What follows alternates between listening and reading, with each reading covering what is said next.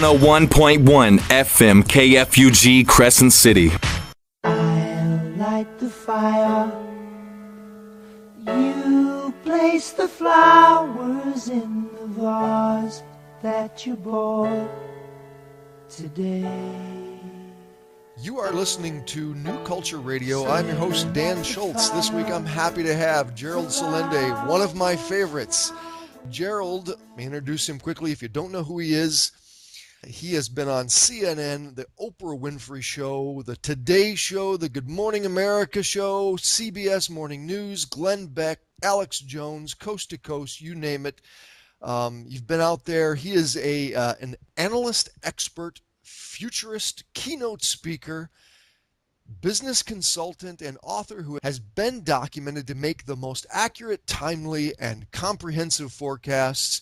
He is the publisher of Trends Journal. Gerald Celente, thank you for being on the show. Thanks for having me, Dan. So, hey, Gerald, on this show, we primarily touch on subjects of sustainability. And the reason why I handle or address economic issues is that it seems to me that much of our economic system is unsustainable. Do you concur? Well, the current system is, of course, because it's only built for the bigs and leaves everybody out. So when you look, for example, since they began quantitative easing and negative interest rate policy and zero interest rate policy before that, it's only enriched the equity markets because it allowed mergers and acquisition activity, they're borrowing money for nothing, and stock buybacks. So you've had records in both of those areas. But for the rest of the people, it's been left out. And when I mentioned things like quantitative easing and negative and zero interest rate policy, that's never been done in the history of the world. Now you have $7 trillion worth of bonds, government bonds, that are paying negative yields, which means, I really like you, Dan. Loan me some money, and when I pay you back, I'm going to pay you back less than you loaned me, and we're going to call it negative yields. So that's who it's enriched. So the system is failing. And when you talk about sustainability, one of our top trends for 2016 is self-sustaining economies. And you get that by dealing and doing business with 315 million of us, but we're too stupid to make our own shirts, our own shoes, our own slacks, our own jackets, our own computers. No, we have to offshore it so the multinationals make a lot of dough. So you get self-sustainability back into it. We're all doing business with each other, and that's what grows your economy, not the way it is. So the way it is with globalization, multinationalization, and the deregulation of all the laws that were put in place, whether it was Robinson-Patman Act, Sherman Antitrust Act, Clayton Antitrust Act, that allowed we, the people, to be self-sustaining, they have to be put back into place. Yeah, I agree 100%. It's the peer-to-peer economy, isn't it? Yes. It's going local and knowing your neighbor. We put together a time bank here recently, and it's working together and going local and cutting them out, cutting the middleman, if the multinationals can be called the middleman, cutting them out of the scenario. Exactly. Yeah, we can't win the war. We can't win violence. We can't have a revolution where we have more guns than them, but we can take them out of the equation. Yes, if we had, again, a self-sustaining economy. Yeah. I want to touch on the negative interest rates. I told you I had 3 questions for you. And, I've noticed these trends, and I've been generally just asking people around. Now, I know I live in my own little bubble, and it may be not a great survey, but my own informal survey of people is that these negative interest rates aren't even on people's radar. No one knows about this. I mean, in the alternative media, we're talking about it, but the average person, your waitress at the restaurant down the street, has no idea about negative interest rates coming. And now we've got, Japan and 19 nations in the EU, and this is actually a big deal, isn't it? Like, what does it actually what does it mean about the system, and what does it mean to us eventually? Well, to us, it means that it's a war against the savers, against the little people. Because once upon a time, when I was a young man, they used to have a thing called savings accounts. You put your money in the bank and you actually got interest on it that was greater than inflation.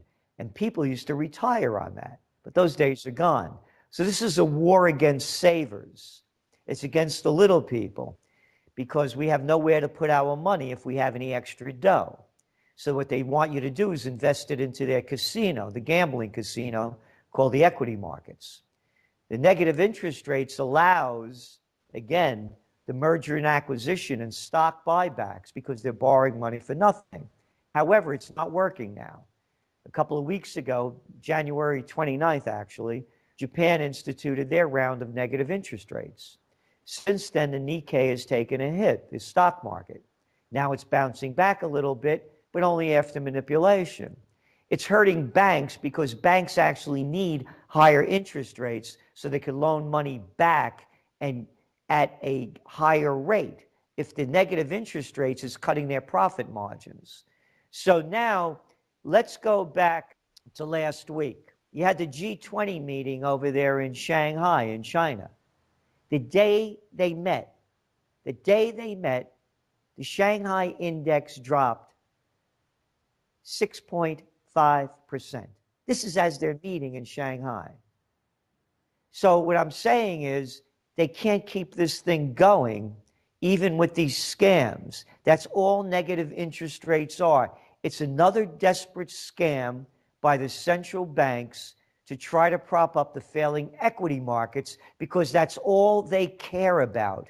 They only care about themselves making money. And these negative interest rates, again, it's never been done.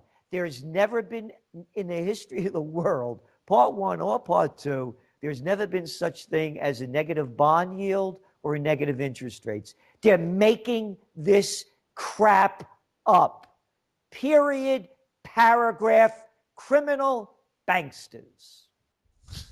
That's what it is. It is weird. Like, even when I've talked to people who are in the financial industry, they don't even understand. It doesn't make sense. Negative interest rates, it's never happened in my lifetime.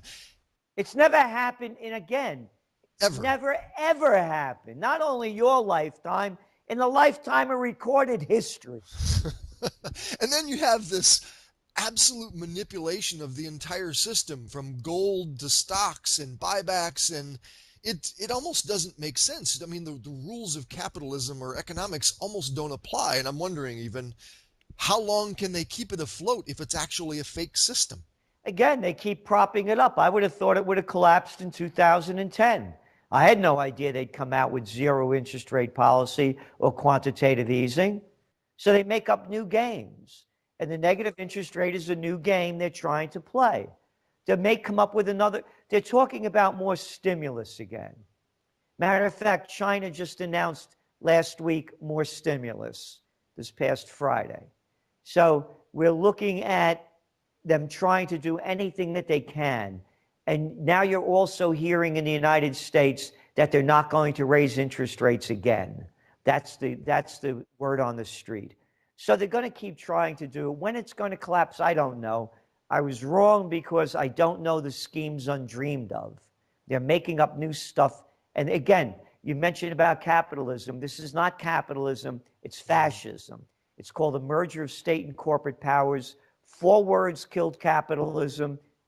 4 little tiny words. Too big to fail. End of story, Jack. There's no such thing as too big to fail in capitalism. Yeah, it's a corporatocracy. Well, that leads me into my next question. The cashless society that is a new trend. You have, credit card payments have been on the rise every single year. Many places no longer even accept cash. They're talking about getting rid of the penny. Canada got rid of their penny. You have cryptocurrencies. I mean, now they're outright talking about a cashless society. This seems like the ultimate fascism tyranny. If they can control the little ones and zeros, and all they have to do is just turn off your card, this is not only scary, this is also something that doesn't even seem to make sense or to jive with real capitalism. What do you make of this trend or this push for a cashless society, and what will it mean? Well, you had Larry Summers, the slimy, low-life little man with a bad attitude, but you always, when you say Larry Summers, you have to behave. This is the guy that helped with the other Slimer under Clinton, Robert Rubin, the former Treasury Secretary. Then he comes in. This is the fat boy with a bad attitude that killed the Glass-Steagall Act. But when you say Larry Summers, Dan, you have to say brilliant Larry Summers. They do, don't Oh, they? yeah, it's either brilliant Larry Summers, Larry Brilliant Summers, or Larry Summers, the brilliant Slimer piece of crap that they should send to jail for deregulating Glass-Steagall. His fat mouth and fat hand wrote a big story in the Washington Post about getting rid of the $100 bill. Yep. And they got to get rid of them 500 euro notes. They call it the Bin Laden. And it's making crime and terrorism. This bunch of bullshit. This bunch of crap. The reason they're doing a cashless society is so they can control every level of our life. Absolutely. They'll know every penny that you spent. They'll put you under their complete power as if they don't have it already. And this Slimer lowlife, Larry Brilliant Bullshit Summers, keeps throwing out the line, and the prostitutes keep bowing, sucking up, and pumping out his crap. That's here. I have the article right in front of me. It's time to kill the $100 bill. I remember that when the euro was being designed in the late 1990s, I argued blah, blah, blah, blah. The fact that this guy Sands, he quotes, as this guy knows everything, points out in certain circles the 500 euro note is known as the Bin Laden, confirms the arguments against it with his bullshit, crap, nothing analysis. Is totally convincing to jerks like me, Larry Summers, who are trying to sell more crap to enslave you, that the linkage between high denomination notes and crime. High denomination notes and crime. $100 bill, a high denomination note. $100 bill is like a $10 bill today. What is he talking about? It's to control the people. It's so that they know every aspect of your life and that they get every penny that you spend. So you can't do cash deals so they can rake in all the dough. That's all this is about. It's an outrage. It's an outrage that we have these criminal, slimy, Harvard, Princeton, Yale, bullets, bombs, and bank bullshitters taking us to war, stealing our money, and robbing us of our rights. And that's all this country has been taken over by. The arrogant Harvard, Princeton, Yale boys, starting with that Woodrow Wilson, may he rot in hell, the president of Princeton that started World War I after promising that he wouldn't and gave us the Federal Reserve. And it hasn't stopped.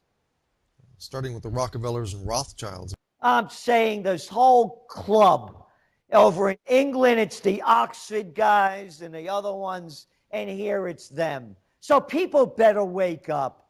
Your waitress doesn't know about negative interest rates, so what? It doesn't take a majority to prevail. Rather, an irate, tireless minority keen on setting brush fires of freedom in the minds of men. Samuel Adams. Yes. So you're the prognosticator of prognosticators. Are they going to get away with a cashless society? If we let them. If we let them. If the people keep bowing over and taking it like they do. When they hail a Clinton and they hail a Trump and a bullshit Bernie Sanders. A war hawk in disguise that voted, that got people arrested when he was a congressman for protesting against Clinton's murderous Yugoslav wars. that voted for the Afghan war, that voted to fund every war, that co-sponsored a Senate resolution for Gaddafi to stand down in a no-fly zone. And I could go on. So as long as the people keep supporting the Bloods and the Crips, they like to call them Democrats and Republicans, murderers and thieves, nothing, Dan, is going to change. We need a new system, new parties.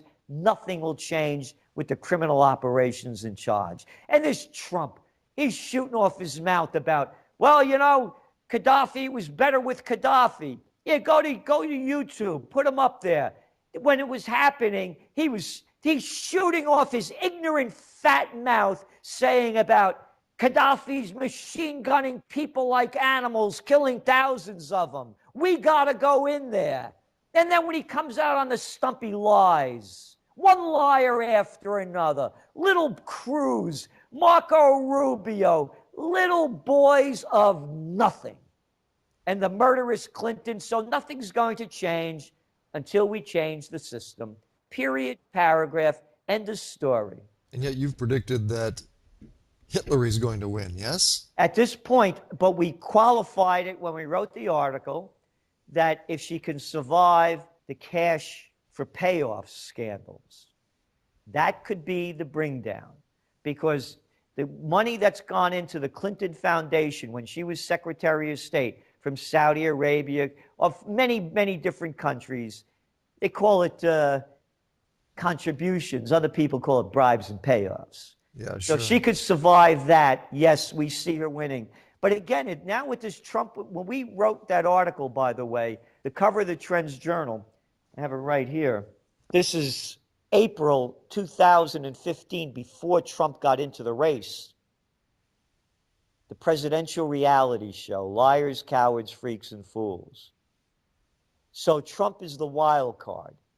He's a true reality show champion. Yeah. So that could be a game changer. It could be a game changer. Yeah. I hope so. I hate to choose the lesser of evils, but Hitlery is I won't vote for any of them. I don't do business. Would you hire a lesser of two evils to do construction work in your house, to fix your car? Well, he's not. He's a jerk. She's stupid, but he or she isn't as stupid or incompetent as the other person, and I'll let them fix my car or do repairs on my house. I got it. Go to a lesser of two evils doctor. That's even better. I know.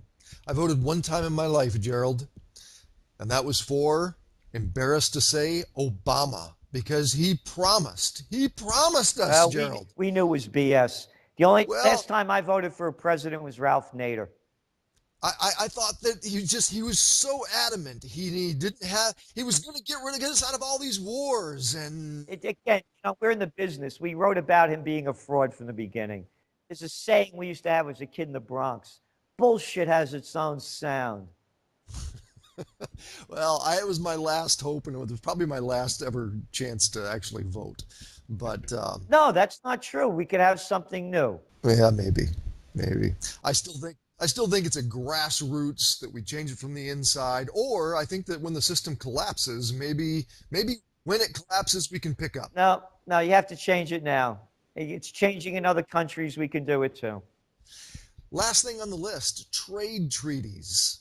The whole thing about the TPP, and for our listeners who don't know about the TPP, and I've asked around, not many people know about this either. This is one thing that's not on the radar. The Trans-Pacific Partnership was just signed on February 4th of 2016, and we got 12 nations, 40% of the world GDP. I mean, what's really unnerving about this is that, first of all, it was secret. Now, when in the hell did we ever we have a system where they could go do secret things that even, congressmen can't know about? But the fact that it's kept from I don't even like it that Nancy Pelosi said, you have to pass it to sign it. When did we enter an era where this craziness took place? But what does the TPP mean to you? And what does it mean to everyone who's going to be subject to it? Well, again, Obama had promised, as candidate Obama, that everything would be transparent. And of course, he turned out to be a transparent liar. You could see right through him. And So, and he also promised to revisit NAFTA when he was campaigning in the Rust Belt. Right. So what happened was that he reneged on virtually everything he promised. Yeah. Because another sociopath, like the rest of them, sociopaths and psychopaths. What this TTP does is it really robs us of our sovereign rights and gives multinationals rights over sovereign nations and states and cities and towns. So multinational law counts more than sovereign law. That's really the crux of it. The dirty trade deals, for the most part, have already been done in terms of robbing us of our jobs and our futures. But what's really hurting us on this end is that we lose our sovereign rights. Yeah, it undermines the sovereignty of the United States. I mean, it's it's Orwellian, isn't it? Again, it's fascism. I just told you it's the merger of state and corporate powers. Yeah, it's a corporatocracy. That's right. Fascism. Because you have fascism in the police state, in our surveillance society, now a cashless society. It's fascism. Fascism has a militaristic element to it. And that's what we're looking at. We're looking at the militarization of our local police forces. We're looking at the militarization, the killing of the Posse Comitatus Act that prohibited the military from doing military duties on the homeland. That was repealed by Obama back in, I believe it was 2011, New Year's Eve. So no, it's fascism. It's different than corporatism. Whatever it is, it's kind of ugly. Well, again, don't lose sight of it because it also takes you to global wars. So fascism is a whole different trip. It's the dominant war machine as well, doing more. You're going to start seeing, go back to, I mentioned that slimy, lowlife Woodrow Wilson. He promised he wouldn't go to war before the election. FDR promised he wouldn't go to war before he was elected the second time. Johnson promised he'd get us out of the Vietnam War. Tricky Dick Nixon, I got a plan to get us out of Vietnam. After they get elected, you go to war. That's why I'm saying fascism now, because after this election cycle ends, watch for more war. And last question, you can finish up with this, Gerald. In the Middle East, is it going to turn into, with Syria and Russia involved, and now we had talking about land invasion of Saudi Arabia and Turkey into Syria? How's this going to turn out? Yeah, who knows? You know, it's a hellhole. Brought to you by Obama, Hillary Clinton, and Susan Rice, Samantha Powers, the Republicans and the Democrats. Gaddafi has to go. Assad has to go. Hussein has to go. They destroyed the entire area, and it's total chaos. Saudis are slaughtering Yemenis every day. We're selling them cluster bombs and other munitions to slaughter them, and we're part of that. So the entire Middle East is breaking down as oil prices have gone way down. You need to have a country like Saudi Arabia needs $100 a barrel of oil to break even. And now we're talking about, what, around $35 a barrel? Mm-hmm. So you're seeing Qatar, Bahrain, one country after another. They're being downgraded by Moody's, their bond ratings, on and on and on. So as that happens, more social tension rises. So then these things explode beyond where they're going in. So the Middle East is a powder keg ready to erupt. And of course, there's the whole Israeli situation. They keep stealing Palestinian land, saying, you know, God gave it to them. God was a real estate agent, and the Bible was a land deed. You know, so this keeps going on. And so that's ready to explode. When people lose everything and have nothing left to lose, they lose it. And that's what you're going to start seeing in the Middle East. Gerald Celente of Trends Journal, thank you for joining us on New Culture Radio. Thank you, Dan. All the best. Take care. That you bought today.